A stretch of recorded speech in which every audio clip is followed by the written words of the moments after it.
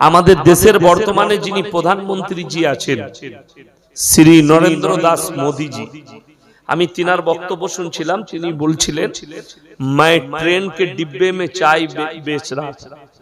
উনি চা বিক্রি করেছেন, জানি না কবে, আমার তখন জন্ম হয়নি। উনি ওনার জামানায় যারা থাকবেন উনি বলেছেন আর যে আমি চা বিক্রি করতাম। তো আল্লাহ তাআলা একটা চা বিক্রেতাকে, যে চা বিক্রি করে, তাকে প্রধানমন্ত্রী করেছেন না করেননি? কথা বলে না? করেছেন। আপনি নির্বাচিত করেছেন, তিনি এখন দেশের প্রধানমন্ত্রী, আপনি করেছেন। তাহলে চাওয়ালা প্রধানমন্ত্রী হয়ে গেল। তিনার বাম্মা জানতো না। যদি বলেন এটা কি কোরআনে আছে, আল্লাহর কসম কোরআনে আছে। মোদিজির কথা বলি নাই, আমি যে শব্দটা বলছি এর সারমর্ম কোরআনে আছে। কোথায়? সূরা দাহার 29 পারা, একবারই প্রথম পৃষ্ঠা। হালাতা আলাল ইনসানি হিনুম মিনাদ দাহরি লাম ইয়াকুন শাইয়াম মাযকুরা। হে আমার নবী বলে দাও, পৃথিবীতে তোমাদেরকে পাঠাবার পূর্বে তোমাদের কোন পরিবারে, তোমার এলাকায়, তোমার গ্রামে, তোমার দেশে তোমার কোন কালচার ছিল না। আমি আল্লাহ আমার দয়ায় পাঠিয়েছি। কি করে? একজন স্বামী এবং স্ত্রী একত্রিত হয়ে স্ত্রী জরায়ুতে এক ফোঁটা পানি নিঃশ্বাস নিক্ষেপ করেছো, বাকি সমস্ত কাজ হচ্ছে আমার আল্লাহর। জোরে বলুন সুবহানাল্লাহ। এই যে বাপ, অনেকজন চায়ের দোকানে অহংকার করে বলে আমি বেটার বাপ, বলে না? বলে না? তোমার জানাই নেই, আমার আল্লাহ যদি ইচ্ছা করতেন তোমাকে বিনা বাপে দুনিয়াতে আল্লাহ মানুষকে পাঠাতে পারতেন। পারতেন না? পারতেন। মানুষের সূচনা তো আল্লাহ তো এটা দুনিয়ার নিজাম করেছেন, কিন্তু হাদিস এবং কোরআন মোতাবেক আদম আলাইহিস সালাতু ওয়াস সালামকে আল্লাহ তাআলা বিভিন্ন দেশের কাদা মাটি থেকে তৈরি করেছেন এবং মা হাওয়াকে, মা হাওয়া যিনি আদম আলাইহিস সালাতু ওয়াস সালামের স্ত্রী, তিনার বাম পাঁজর থেকে আল্লাহ সৃষ্টি করেছেন। জোরে বলুন সুবহানাল্লাহ। এখন আরো একটা রিওয়ায়াত পাওয়া যায়, এটার উপরে ইখতিলাফ আছে উলামাদের। ইখতিলাফ মানে মতবিরোধ। কোনটার উপরে? আমরা অনেকজন বলি যে মানুষের বাম পাঁজর থেকে তার স্ত্রীকে সৃষ্টি করা হয়েছে, বলে না? বলে না? কিন্তু এটার সঠিক দলিল কিছু নেই, এটার উপরে মতবিরোধ আছে, কিন্তু 100% সহি এবং সঠিক কোরআনের দ্বারা, হাদিসের দ্বারা প্রমাণিত। আদম আলাইহিস সালামের বাম পাঁজর থেকে তিনার স্ত্রীকে আল্লাহ সৃষ্টি করেছে, বাম পাঁজর থেকে। এটা একদম হাকিকত। পৃথিবীর বাকি, তাহলে আদম আলাইহিস সালাম কোন মায়ের পেটে জন্ম নিয়েছে? নেই।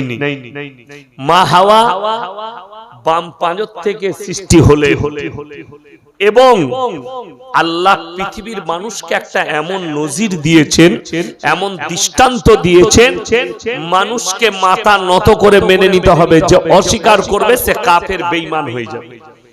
ঈসা মাসিহ, হযরত ঈসা আলাইহিস সালাতু ওয়াস সালাম, উনি বাপের দ্বারা জন্মগ্রহণ করেছিলেন না বিনা বাপে? বাবা বিনা বাপে। কোরআনে আছে আল্লাহ নিজের কুদরতে পৃথিবীর মানুষকে শিক্ষা দিলেন, আমি আল্লাহ চাইলে বাপের প্রয়োজন হবে না, আমি আমার কুদরতে আমি বাচ্চা পয়দা করে দিতে পারি। আমার কুদরতে আল্লাহ এটা দেখিয়েছেন, কোরআনে আছে। সূরা মারিয়াম। খ্রিস্টান যারা আছে তাদের ঈমান ধ্বংস কখন হয়েছে জানেন? যারা মুসলিম স্কুল কলেজের ছেলে মেয়ে আছো তারা শোনো, কলকাতার বেশিরভাগ ছেলে মেয়ে, মুসলিমদের ছেলে মেয়েরা, তারা ক্রিসমাস পালন করে হারামের উপরে হারাম। যদি আপনার কোন বাপের বেটা মৌলবি থাকে স্টেজে নিয়ে আসুন, আর আপনার কাছে যদি হাদিস কোরআনের দলিল থাকে আপনি নিজে স্টেজে আসুন, যদি দম থাকে। আমি কারো ভয়ে মোয়ানো লোক না, আর আল্লাহর কৃপায় কেউ কেউ ভয়ও খাই। কেন বললাম? মেরি ক্রিসমাস এই যে 25শে ডিসেম্বর তারা পালন করে খ্রিস্টানরা, কি উদ্দেশ্যে করে জানেন? যে আজকের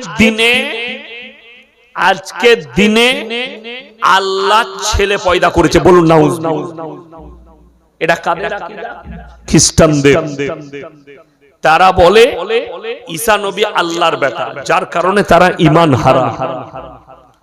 বাকি হযরত ঈসা মাসীহ তিনি যে আল্লাহর পয়গম্বর নবী, এটার উপরে আপনাকে দৃঢ় বিশ্বাস রাখতে হবে তিনি আল্লাহর পয়গম্বর।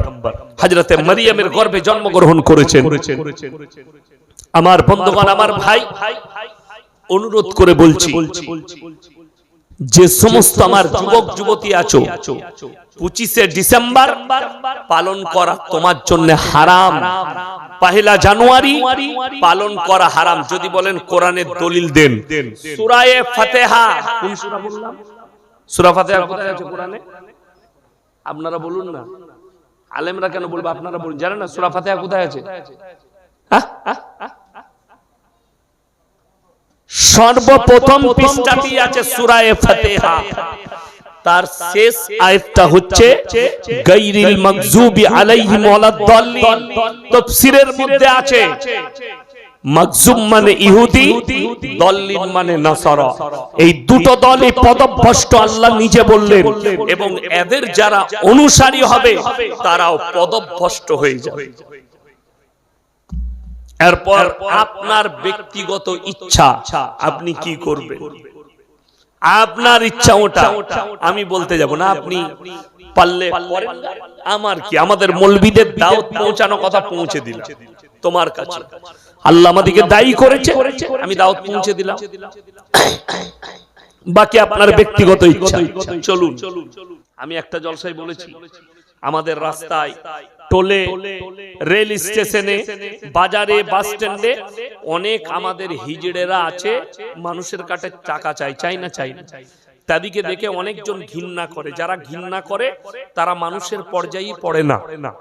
ঘৃণা করা চলবে না, ওটাও আল্লাহর সৃষ্টি, আল্লাহ ওদিকে ওইভাবে সৃষ্টি করেছে।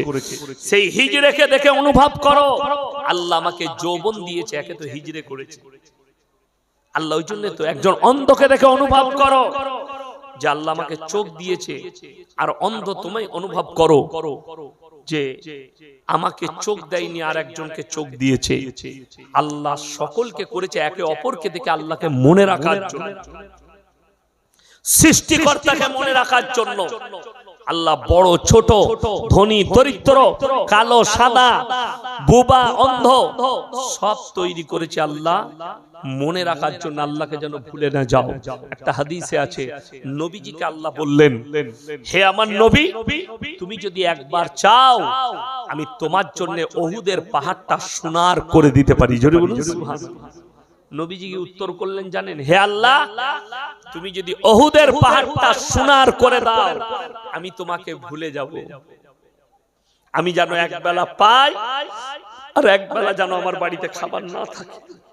যে বেলায় খাবার থাকবে তোমার কাছে কেঁদে কেঁদে চাইবো, আল্লাহ তোমার শুকর আদায় করছি, তুমি আমাকে রুজি দিয়েছো। যে বেলায় আমার বাড়িতে থাকবে না, সিজদায় পড়ে তোমার কাছে কেঁদে চাইবো, আল্লাহ আমাকে রুজি দাও, আল্লাহ আমাকে হালাল খাবার দাও। তোমার কাছে কাঁদবো, আল্লাহ তোমাকে মনে থাকবে। আজকে আপনাকে কলকাতায় দেখিয়ে দেবো, কোটি টাকার মালিক মুসলিম, তার কাছে ধর্মটা কোনো ব্যাপারই নাই, সে খালি নামে মুসলমান। ঠিক বললাম না? বললাম। এরকম হাজারো আছে কলকাতা টাউনে, দিল্লি, বোম্বাই, গুজরাটে, নামে মুসলমান, এত টাকার মালিক, কাজের মুসলমান নয়। আর আল্লাহর কাছে যেটা গ্রহণযোগ্য হবে, টাকা, সম্পদ, মাল, দৌলত, ফ্যাক্টরি নয়। আল্লাহর কসম, আল্লাহর কাছে খালি আমলটাই দেখা হবে। কে কত বড় মৌলবি, কে কত বড় পীর, কে কত বড় আপনার শিক্ষিত, কে কত টাকাওয়ালা, আল্লাহ দেখবেন না, আল্লাহ দেখবেন কার আমলটা কতটা ভালো, তার আমল কতটা ভালো, আল্লাহ এটাই দেখবেন। ওই জন্য কোরআনে আছে, ইন্না আউলিয়া আল্লাহি লা খাউফুন আলাইহিম ওয়া লা হুম ইয়াহজানুন। আমাদের কিছু মৌলবি এর অপব্যাখ্যা মানুষকে বুঝাতে পারে না, অপব্যাখ্যা করে। ওলি শব্দের অর্থ হচ্ছে আল্লাহর বন্ধু। কার বন্ধু বললাম? আল্লাহর বন্ধু আপনিও হতে পারেন আমলের মাধ্যমে, আমি ইয়াসিনও হতে পারি, ইনিও হতে পারেন, ইনিও হতে পারেন, সাধারণ মাস্টার ডাক্তারও হতে পারে, তার আমলের নেক আমলের বদৌলতে আল্লাহ কোরআনে বললেন যারা আমার বন্ধু হবে তাদের দুনিয়া এবং পরকাল কোনো জায়গায় ভয়ের কোনো চিন্তাই নেই। জোরে বলুন সুবহানাল্লাহ। আপনি আল্লাহর বন্ধু হন আমলের দ্বারা, আখলাকের দ্বারা, চরিত্রের দ্বারা, হালালের দ্বারা। রুজির মালিক সকলে বলুন কে? আল্লাহ। এটা যদি বিশ্বাস না হয়, পৃথিবীতে আল্লাহর যতগুলো মখলুক আছে, সৃষ্টি আছে, তার মধ্যে মানুষই এমন একটা মখলুক যাকে পরিশ্রম করে খেতে হয়। আপনি শুনলেন রুজির মালিক আল্লাহ, তো আপনি বললেন ইয়াসিন ভাই বলে গেছে রাতের বেলায় রুজির মালিক আল্লাহ। ফজরের নামাজটা পড়ে আবার বিবিকে নিয়ে ঢাকা দিয়ে শুয়ে পড়লেন। শীতকালের দিন 10টায় উঠে হাঁড়ি খুলে ভাত পাবেন তো? কথা বলে না না কেন? আল্লাহ সিস্টেমেটিক্যাল করেছে মানুষের জন্য। সকালে উঠে আপনাকে পরিশ্রম করে বাজারটা করে দিতে হবে, বিবি কাটা বাছা করবেন, তিনি রান্না করবেন, তারপরে ভাত পাবেন। সকালবেলায় উঠে একবার গাছের দিকে তাকিয়ে দেখো, গাছের ওপরে একটা পাখি বসে থাকে, তাকে বিনা পরিশ্রমে আমার আল্লাহ রুজি দান করেন। চলে বলুন সুবহানাল্লাহ। শুধু তাই নয়, পৃথিবীর বিজ্ঞান বলছে 3 ভাগ প্রাণী সমুদ্রের তলে আছে, 1 ভাগ স্থলে আছে। সমুদ্রের তলে বর্তমানে সব থেকে বড় প্রাণীর নাম হচ্ছে নীল তিমি। 24 ঘন্টায় 100 কুইন্টাল খাবার খায়। আমি আল্লাহ রুজি দান করি। 3 ভাগ প্রাণীকে আমি আল্লাহ রুজি দিই, স্থলের প্রাণীকে আমি আল্লাহ রুজি দিই। আর মানুষ 100 গ্রাম চালের ভাত খাবে, আমি আল্লাহ রুজি দেব না? তুমি কি করে ভাবলে? অনেকজন বলে, ওই জন্য কোরআনে আছে নিকৃষ্ট পাপ 3টে বললাম। কটা বললাম? 3টে। তার মধ্যে একটা নিকৃষ্ট পাপ হচ্ছে ওয়ালা তাকতুলু আওলাদাকুম খাশিয়াতা ইমলাক নাহনু নারযুকুহুম ওয়া ইয়াকুম। হে আমার নবী বলে দাও, যারা দরিদ্রতার ভয়ে, খাওয়াবার ভয়ে নিজের পেটের সন্তানকে হত্যা করে। পেটের সন্তান, একটা বাচ্চা আছে, আবার একটা বাচ্চা চলে এসেছে স্ত্রীর পেটে, বলে একে শেষ করে দাও ওষুধ দিয়ে, ইনজেকশন দিয়ে।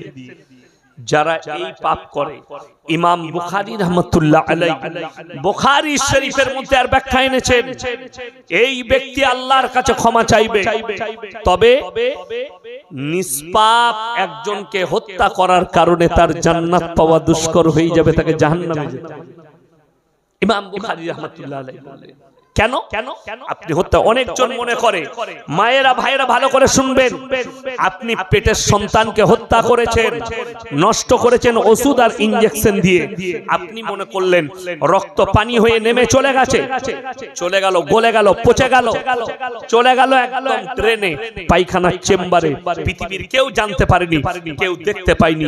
যারা পাপ করেন আর মনে করেন পৃথিবীর কেউ দেখেনি, তারা সূরা আল ইমরান প্রথম পৃষ্ঠা 3 পারা, সূরা আল ইমরানের প্রথম পৃষ্ঠা, আল্লাহ ওখানে বললেন, হে নবী বলে দাও, ইন্নাল্লাহা লা ইয়াখফা আলাইহি শাইউন ফিল আরদি ওয়ালা ফিস সামা।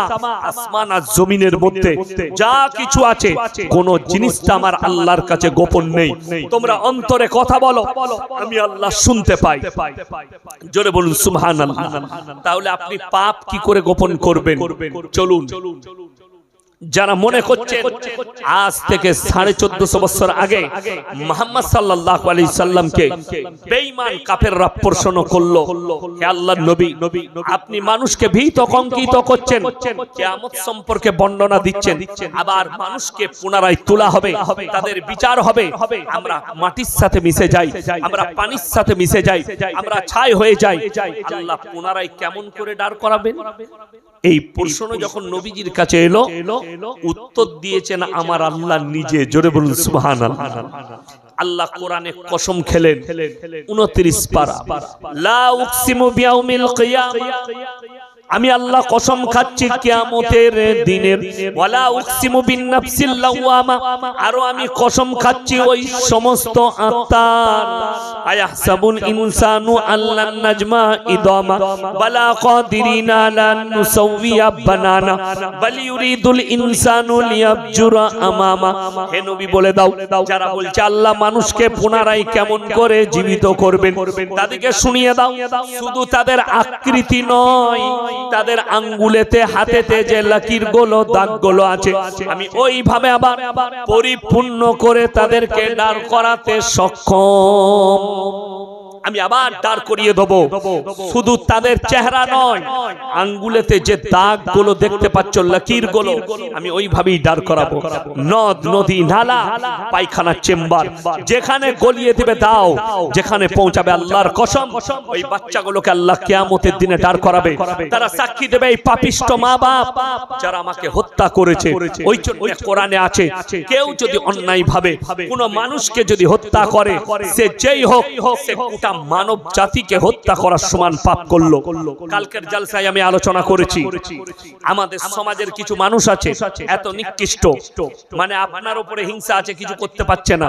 আপনার বাড়িতে ছাগল আছে ছাগলকে বিষ দিয়ে মেরে দিল করে না করে না মুরগিকে বিষ দিয়ে মেরে দিল পুকুরে বিষ দিয়ে দিল অনেক জায়গায় আছে।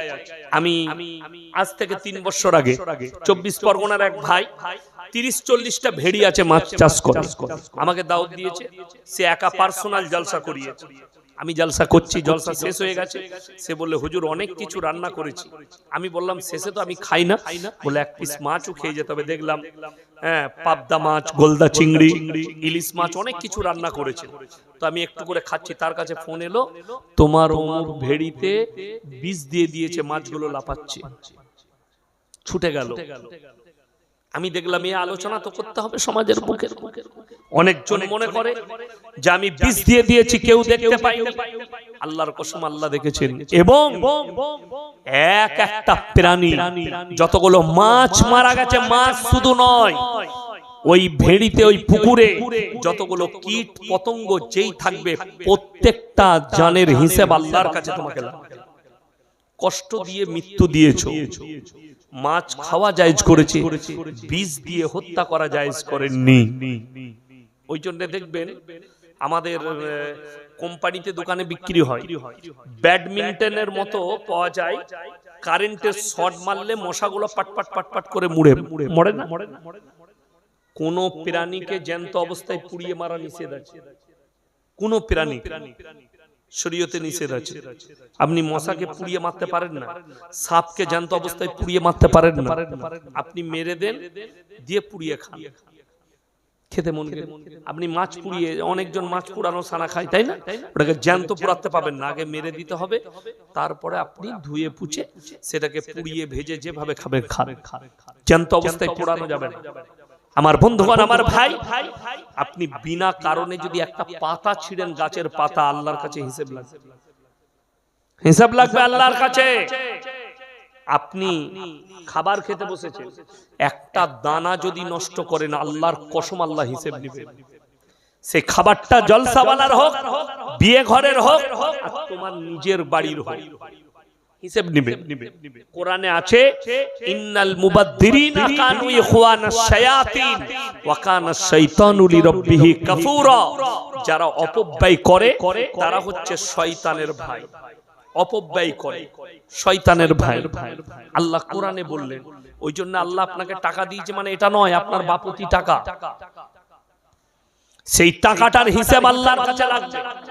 যারা গরিব মানুষ আছেন অনেকজন দুঃখ পালন করে একটা হাদিস শোনাচ্ছি আজ থেকে দিলে থেকে দিলেন হাদিসটা আল্লাহর রাসূল বললেন একজন বড় লোক মুমিন ব্যক্তির থেকে একজন গরিব মানুষ মুমিন ব্যক্তি 500 বছর আগে জান্নাতে যাবে জোরে বলুন সুবহানাল্লাহ। এটা সহিহ হাদিস রাসূলের 500 বছর আগে জান্নাতে যাবেন একজন গরিব মানুষ মুমিন ব্যক্তি একজন বড় লোক মুমিনের থেকে। কেন আল্লাহ এক একটা টাকার হিসাব আপনার কাছে নেবেন। সম্পদ তো দিয়েছি কোথায় খরচ করলে কেন করেছিলেন? অনেকজন ফজুল খরচ করে না। অবাক করার তথ্য দিচ্ছি, ইমাম সাহেবকে কেন জিজ্ঞেস করলাম জানেন? বেতন কত? কিছুদিন আগে হায়দ্রাবাদে একজন মসজিদের কেসিয়ার, মসজিদের কি বললাম, কেসিয়ার সাহেব, বিরাট বড় কোম্পানির মালিক, এবং মসজিদটা কিন্তু তার নিজস্ব।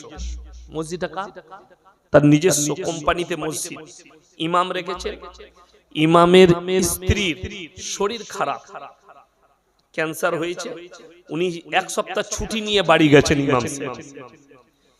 এই বড় লোক নিজের বিটির বিয়েতে কত খরচ করেছে জানেন? 16 কোটি টাকা। কত বললাম? 16 কোটি বিটির বিয়েতে খরচ করেছে। ইমাম সাহেব এক সপ্তাহ ছুটি নিয়ে গেছেন, তার স্ত্রীর কেমো চলছে, তো কোনো কারণবশত 4 দিন কামাই হয়ে গেছে বাড়তি। তিনি যখন ফিরে এসেছেন না, পরের মাসে 4 দিনের বেতনটা কেটে নিয়েছে। কথাটা বুঝতে পেরেছেন? এই কমের উন্নতি কি করে হতে পারে? 16 কোটি টাকা বিটির বিয়েতে খরচ করেছে, আর ইমাম 16,000 বেতন পায়, সেখান থেকে 4 দিনের বেতন কেটে নিচ্ছে, দিয়ে বলছে হাম জান্নাত মে যায়েঙ্গে, मैंने मस्जिद बनाया, तुमने मस्जिद तो बना ली, लेकिन इमाम के साथ इंसाफ नहीं कर पाए, इसी वजह से तुमको रोक दिया जाएगा। তোমাকে আটকিয়ে দেওয়া হবে ওই জন্যই, ইমামের উপরে ইনসাফ করতে পারোনি। কষ্ট কোথায় লাগে জানেন? গত জানুয়ারি মাসে আমাকে 2 জানুয়ারি আমাকে একজন ফোন করলো, হুজুর ত্রিপুরা থেকে বলছি, আমাদেরকে একটা ডেট দিতে হবে। আমি বললাম লাও। হুজুর কত লাগবে? আমি বললাম টিকিট বাদ দিয়ে 50,000 টাকা লাগবে। বললে হুজুর অ্যাকাউন্ট নম্বরটা দেন, টাকাটা মেরে দিই। এটা বাস্তব সত্য বলছি, টিকিটের পয়সা মেরে দিচ্ছি, 50,000 মেরে দিচ্ছি ইয়াসিন সাহেবকে। খোঁজ নিয়ে দেখুন, তার মসজিদের ইমামকে সে 5,000ও বেতন দেয় না। কথাটা ঠিক বললাম? আজকে জলসার খরচটা আপনারা হিসেব করবেন, আমি করব না। বক্তা থেকে, বিরিয়ানি থেকে, প্যান্ডেল থেকে আপনারা হিসেব করবেন। ইমামকে যদি উপযুক্ত বেতন না দিতে পারে, জলসা করে কোনো ফায়দা হবে না। আমাদের মতো মৌলবীর খালি পকেট গরম করা হবে। আমি বক্তা হয়ে বললাম, আমি শ্রোতা নই, আমি কোন মসজিদের ইমাম নই, আমি নিজে একজন বক্তা। টাকা এটা কলকাতা তো, ওই জন্য কিছু না। আমি উত্তরবঙ্গে গেলে একদিন আগে টাকা পেড করতে হয়, তারপরে আমি যাই জলসা করতে। এটা আমার সিস্টেম। কিন্তু তারা পেডও করে দেয়। কিন্তু অবাক লাগে, ইমাম সাহেব একদিন একটা মৌলবি 25,000 টাকা নিচ্ছে, 30,000 টাকা নিচ্ছে, গুনে তার অ্যাকাউন্টে ভরে দিচ্ছে। কিন্তু বেচারা 6 বছর আছে ইমাম সাহেব, 6 বছরে একবার দাঁড়িয়েছে, আসসালামু আলাইকুম জুম্মার দিনে, মুসল্লি ভাইরা আমি 6 বছর আছি, আপনারা আমাকে 7,000 বেতন দিচ্ছেন, 8,000, ওটা যদি 2,000 বাড়িয়ে 10,000 করে দিতেন, খরচা তো আপনারা বুঝেন। সেক্রেটারি আমরা মিটিং করব, হ্যাঁ এটার লেগে মিটিং করবি, এটার লেগে মিটিং করতে যদি হয়, তাহলে তারা জলসা করে জান্নাতে যাবে। কে বললো আপনাকে? কে বললো জলসা করে জান্নাতে ঢুকে যাবে? ইমামের 2,000 বেতনের লেগে। এখন আমাকে যদি কোনো বাপের বেটা বলে ইমাম রাখবো, অত সহজ নয়। 50,000 টাকা বেতন লাগবে আমার, তবে তোমার মসজিদে ইমামতি করবো। আর আমি চ্যালেঞ্জ দিলাম, ইমামের বেতন 20,000 30,000 করুন, আমি বিনা পয়সায় জলসা করব, 1 টাকা লুবো না, ফ্রি, গোটা পশ্চিম বাংলা। তার মানে কি? আমি তো জলসাই করব না, ইমামতি করব। কথাটা বুঝতে পারেননি? আমি আর জলসাই করব না, 30,000 টাকা ইমামতি করব, আপনাদের খিদমত করব মসজিদে দাঁড়িয়ে। আপনি ইনসাফ করতে পারেননি। আমাদেরকে প্রশ্ন করছে কোরআন হাদিস শুনিয়ে টাকা নেওয়া যাবে কিনা। আমি তাদেরকে বলেছি, শোনো, জলসা করে যদি টাকা না নেওয়া যায়, তুমি একটা ফতোয়া নিয়ে এসো, মাস্টার স্কুলে পড়িয়ে পয়সা নিয়ে যাবে, এই ফতোয়াটা কোনো মুফতির কাছ থেকে নিয়ে এসো। একজন ডাক্তার মানুষের সেবা করে, রোগী খালি দেখে বলে দিবে তোমার জ্বর হয়েছে না, সর্দি হয়েছে না, কাশি, সেটার জন্য 700 টাকা ফি লাগবে। কোন হাদিসে লেখা আছে তুমি দেখিয়ে দাও, একবার নিয়ে এসো। সমাজে তো সবটাই সেবা। এই ব্রেনটা, ইলমটা ছাড়া দুনিয়াতে যা কিছু আছে সবটাই কিনা। ঠিক বললাম না ভুল বললাম? আপনি বলুন, কোন দোকানে গিয়ে বলতে পারবেন এক কোরআন শরীফ দে, তো কোরআন শরীফ নিলাম তা পয়সা লাগবে কেন বলেছেন? বলতে পারবে কেউ? কেন? ওটা তো কোরআনের মূল্য নয়, ওটা হচ্ছে ওই কাগজটার মূল্য, যেটার উপরে ছাপা হয়েছে ওটার মূল্য। আপনি ইমামকে 7,000 টাকা বেতন দিচ্ছেন, ওটা আর ইলমের বইয়ের মূল্য নয়, নামাজ পড়াচ্ছে বলে আপনি দিচ্ছেন। আমি একটা জলসায় সেদিনে মুর্শিদাবাদে বলেছি, মৌলবীদিকে দুটো কাজে সমাজ রেখেছে, হলে আর মোলে। হয়েছে আজান দাও, মরেছে জানাজা পড়া, বাকি সব ওরা বুঝে নেবে। আপনি আমি যে জীবনটা চালাচ্ছি, বেঁচে আছেন, খাচ্ছেন দাচ্ছেন, ঘুরছি ফিরছি, উঠছি বসছি, কর্ম করছি, জানেন আমাদের লাইফে, আমাদের জীবনে 3টে অংশ আছে। কটা বললাম? 3টে। একটা হচ্ছে আল্লাহ, একটা কার? আল্লাহ। পুরো শরীরে সব থেকে দামি পার্স কোনটা? আপনারা বলবেন না, আপনারা বলবেন কোনটা? হাতটা। ঘোড়ার ডিম জানো? কলকাতায় বাস করলে কি হবে? এই মোবাইলটার আসল পার্স কোনটা?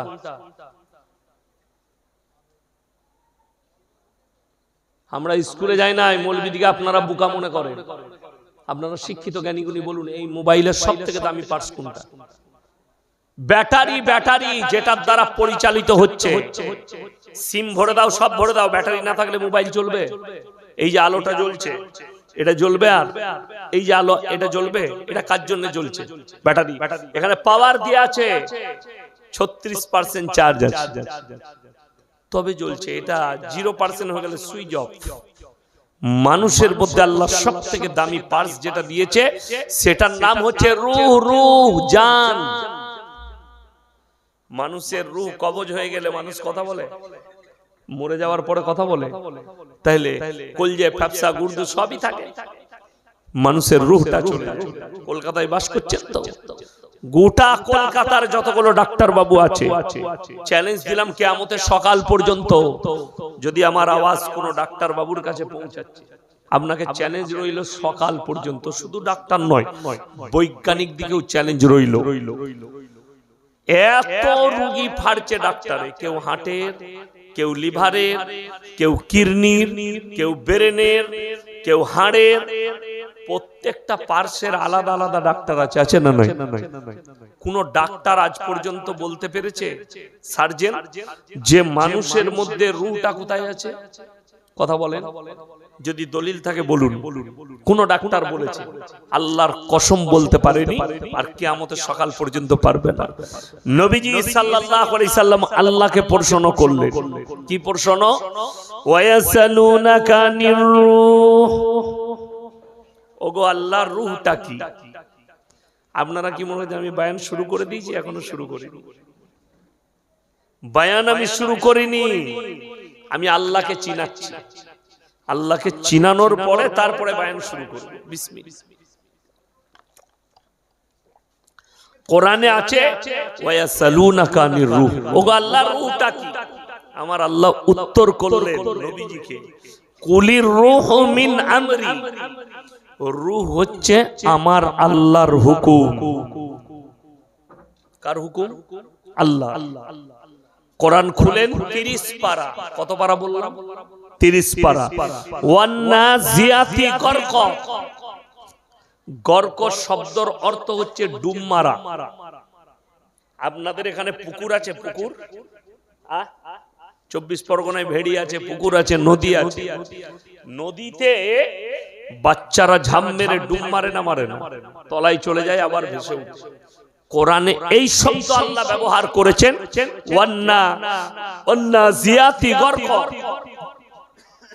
আমি আল্লাহ কসম খাচ্ছি, ওই ফেরেশতার যারা আমার হুকুমে দ্রুত গতিতে তোমাদের শরীরে ডুব মেরে তোমাদের আত্মাকে হরণ করে নিয়ে, এটা কোরআন। আপনার চোখ দিয়ে পানি আসা দরকার। তাহলে শরীরের মধ্যে রূহ কার? আল্লাহ। যতগুলো জানদার এসেছে সকলের রূহ আল্লাহর কবজায় আছে। নাম্বার 2, এই যে শরীরটা দেখছেন, মানুষ ডাক্তার দেখায় আমরা কিসের জন্য? ভালো থাকার জন্য না মরে যাওয়ার জন্য? ভালো থাকার জন্য মানুষ ডাক্তার দেখায়। কেউ হার্টের, কেউ কিডনির, কেউ সুগারের, যার যে সমস্যা, গিয়ে ডাক্তারের কাছে ওষুধ খাচ্ছি যাতে আমি কিছুদিন বাঁচতে পারি, আমার শরীর যাতে ভালো থাকে। এই শরীরটা আপনার, আপনি মরে যাওয়ার পরে কবরে দেওয়া হবে, খাবে কে? পোকামাকড়ে। এই শরীরটা আল্লাহ তৈরি করেছেন, আখরি সময় পোকামাকড়ের খাদ্য হচ্ছে আপনার শরীরটা।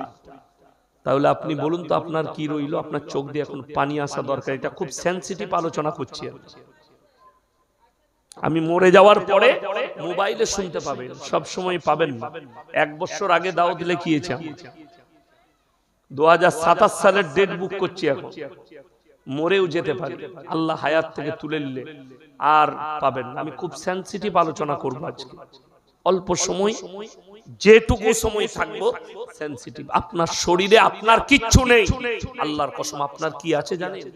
আমলটা, কর্মটা, আপনার কর্মটা, ব্যবহার, আখলাক, চরিত্র, আপনার আমল। ওই জন্য যতদিন বাঁচবো দুনিয়াতে সৎ কাজ করব। সকলে জোরে বলুন ইনশাআল্লাহ। সৎ আমল, ভালো কাজ। এরপর ভালো কাজ করতে গেলে সর্বপ্রথম আপনাকে ঈমান আনতে হবে। এখানে একটা আলোচনা করে দিই, ভালো কাজ খালি মুসলিমরাই করে, অমুসলিম ভাইরা করে না? সবাই করে। আপনার জানা নেই, ঈশ্বরচন্দ্র বিদ্যাসাগর ভালো মানুষ ছিলেন না? ছিলেন না? ভালো লোক। কবিগুরু রবীন্দ্রনাথ ঠাকুর, রাজা রামমোহন রায়, স্বামী বিবেকানন্দ, বঙ্কিমচন্দ্র চট্টোপাধ্যায়, সত্যেন্দ্রনাথ দত্ত, বড় বড় মনীষী ভারতে গুজরে গেছে, যারা খুব ভালো মানুষ ছিল, মানুষের উপকার করেছে, ক্ষতি করেনি। এখন আপনার প্রশ্ন রয়ে গেল যে এই লোক চাইলে জান্নাতে যাবে কিনা? ভালো কর্ম করতে হবে। এই প্রশ্নের উত্তর আমি একটু পরে দেব, মনে রাখবেন, আপনি পাশে আছেন। এই প্রশ্নের উত্তর আমি একটু পরে দেব, এটা সাইডে রাখলাম, ব্যাকিং এ, বক্তব্যের ব্যাকিং এ রইলে এটা লাস্টে বলবো। চলুন, পৃথিবীতে যতগুলো মানুষ দেখছেন সবাই নিজের নিজের জায়গায় নিজেকে বলছে আমি শক্তিশালী। ঠিক বললাম না ভুল বললাম? শক্তিশালী। দুর্বল কেউ নিজেকে বলছে না। আপনি আমি এরু এরু তেরু নয়। এই যাদিকে দেখছেন আমাদের মতো মৌলবি মোল্লারা নয়, সাধারণ চাষিবাসী ব্যবসায়ী নয়, যারা দামি দামি লোক নিজেদিকে শক্তিশালী বলছি। কোরআনের একটা মারাত্মক ভাষা শুনেলেন আল্লাহ, এটা মানুষের জন্য নবীজিকে বললেন, যারা অহংকার করছে, যারা বল দেখাতে চাইছে। আপনারা জানেন কোরআনে আছে আব্রাহা বাদশা, সে তার সৈন্য নিয়ে, হস্তি বাহিনী নিয়ে কাবাঘর ভাঙতে চেয়েছিল। এটা জানেন না? জানেন? কোরআনে আছে। নবীজিকে আল্লাহ কোরআনে বললেন, আলাম তারা কাইফা ফাআলা রাব্বুকা বিআসহাবিল ফিল আলাম ইয়াজাল কাইদাহুম ফি তাদলিল ওয়া আরসালা আলাইহিম তায়রান আবাবিল। হে নবী, আপনি কি দেখেননি যে আব্রাহা বাদশা যারা বলেছিল হস্তি বাহিনী দিয়ে কাবাঘর ভেঙে দেব, আমি তাদের উপরে মিসাইল নিক্ষেপ করিনি, পাথর নিক্ষেপ করিনি। আমি খালি ছোট্ট একটা পাখিকে বলেছি মুখে করে পাথর তুলো, আসমান থেকে নিক্ষেপ করো। আমি কাবাঘরে পৌঁছানোর আগে তাদেরকে ধূলিসাৎ করে দিয়েছি। বলুন সুবহানাল্লাহ। কোরআনে আছে ইন্নাল ইনসানা খুলিকা হালুয়া, আমি মানুষকে অসহায় আর দুর্বল সৃষ্টি করেছি। মানুষ সবল, টাকা আছে, শক্তি আছে, পদ আছে, বল আছে, সব আছে, তারপরেও দুর্বল। আপনারা কলকাতার মানুষ তো, সব থেকে সুরক্ষায় পৃথিবীর দুটো রাষ্ট্রনেতা আছে। আমেরিকার প্রেসিডেন্ট ডোনাল্ড ট্রাম্প, যে গাড়িটাই চাপে বাজার মূল্য কমসে কম 1000 কোটি টাকা, 1000 কোটি টাকার মতো দাম গাড়িটা খরচ। আমি যে 4 হুইলারে চেপে এলাম, এই সেম এর মতনই গাড়ি, কিন্তু দাম এত। দামটা কেন? গাড়িটায় অনেক সিস্টেম আছে। মিসাইল মারলে লাগবে না, গোলা বারুদ চালালে লাগবে না, পরমাণু হামলা হয়ে গেলে কিছুই হবে না। গাড়ির ভেতরে প্রেসিডেন্ট বেঁচে থাকবে, বসে থাকবে।